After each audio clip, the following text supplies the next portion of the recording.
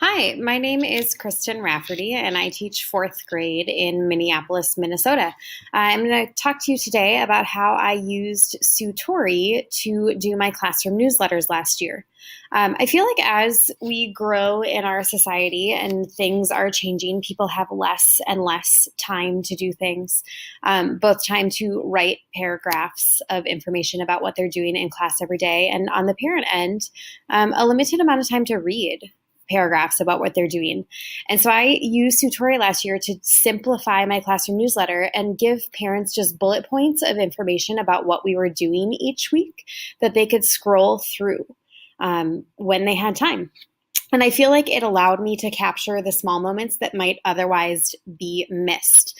So this is a newsletter that I did at the very beginning of the school year last year. And you can see that up at the top, I gave a little description of what our week was about, and then could link things to like how parents order books during the year, or how they can purchase things from my Amazon wish list for the classroom. And at the beginning of the year, I separated it by day and gave a quick snapshot of what we did each day. One of the things that I did on the very first day of school last year was give my students a pop quiz about myself. And so I was able to add those quiz features in so that parents could see those quiz questions too and take a gander at how well they knew me. I also would link, when I read my fourth graders' books, I would link those books to that information on Sutori. So if parents wanted to purchase those books or see what we were reading, they could do so. And I would add in a few pictures here and there of what we were doing. But at the beginning of the year, when I was first starting this, it was a lot more information than photos. And I would add in material like, did you know that we updated the math curriculum? And give just pieces of information, and especially photos, those things that would have otherwise been missed, those little moments that I think parents really appreciate seeing. That would have otherwise gone unrecognized at the end of the week. And what I did was I would sit down throughout the day or at the end of each day and just add a few things about what we did. And I would add a coming up section at the bottom, so any dates that were important for parents to know that were coming up in the school year.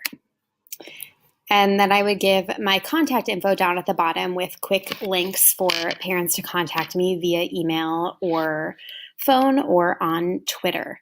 And as the year went through and I got more comfortable with Sutori and how we were using it, and Sutori also added in features, then I started adding more things. Like I would change my banner every month just to give it something a little bit different to look at. And towards the end of the year too, I also switched from separating my Sutori by day and started doing it more topically. So if parents wanted to know specifically what we were working on in ELA that week or in math that week, they could look at just that section if and when they had time.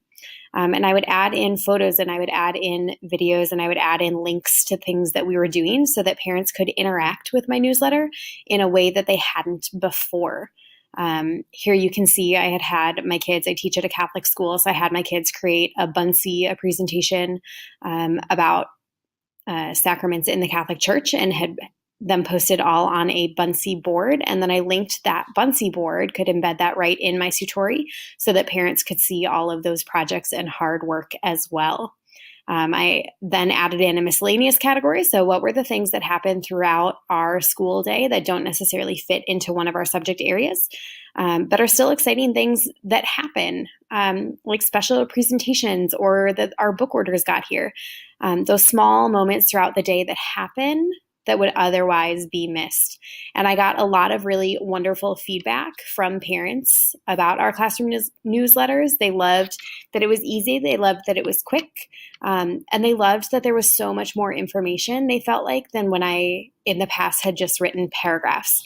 So this is definitely something that I will continue to do in the future, and hopefully others try it out as well.